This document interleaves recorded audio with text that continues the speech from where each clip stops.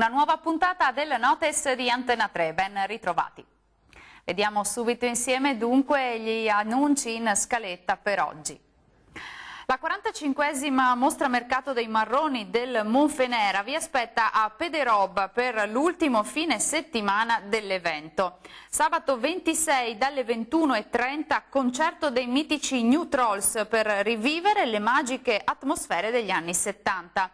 Domenica 27 dal mattino mercatino dell'artigianato, escursione guidata alla scoperta del Monfenera e poi ancora laboratorio didattico a tema legno per i bambini e dal pomeriggio sfilata e rassegna delle bande musicali. Ricco stand gastronomico poi aperto dalle 18. La Proloco di Sernaglia della Battaglia vi aspetta numerosi alla Festa della Zucca che si svolgerà il 26 e il 27 ottobre. Avrete così la possibilità di degustare i famosi cappellacci ma tante altre specialità, naturalmente a base di zucca. E poi ancora zucca fritta, crespelle, zucca in saor, dolci vari e molto altro. La festa è gemellata con la Sagra della Zucca di San Carlo in provincia di Ferrara. Per saperne di più www.prolocosernaglia.it. Proseguo poi segnalandovi la 19esima rassegna dei vini del Piave e Livenza a Porto Buffolè.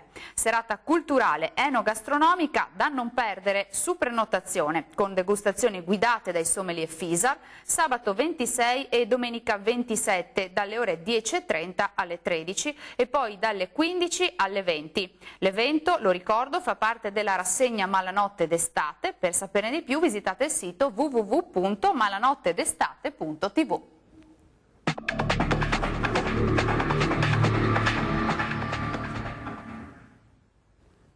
Nel 1917 ci fu la disfatta di Caporetto. Nella storia dell'esercito italiano è ricordata come la madre di tutte le sconfitte. L'episodio segnò una fase drammatica della Prima Guerra Mondiale che vide prevalere temporaneamente le truppe austro-ungariche sulle potenze alleate.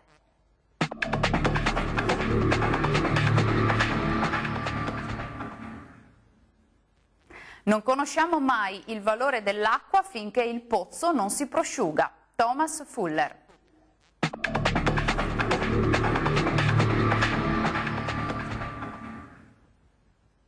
Cornuda è un territorio immerso in un contesto unico, ricco di arte, storia e cultura, dove la pianura trevigiana lentamente si solleva in collina.